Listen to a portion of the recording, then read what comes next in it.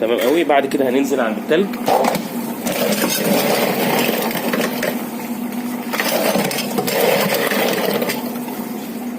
وهنحط في معيار كوبايه كبيره تكون مليانه تلج. بعد كده هنغطي وهنحطه في الخلاط وهنسيبه يتضرب لمده 10 ثواني.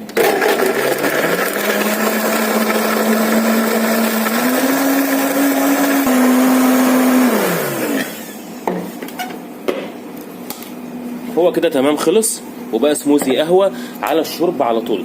بعد كده هنجيب كوبايه بتاعتنا تكون عندنا في البيت شفاف بلاستيك او ازاز، وهنجرنش كده بصوص الكراميل من على الطروف من جوه. بعد كده هنجيب الخلاط بتاعنا وهنديله كده زغدتين كده شويه، وهنقوم نازلين بقى بالسموزي قهوه زي ما انتوا شايفين، نازل تقيل اهو، ماهوش عاوز ينزل كمان.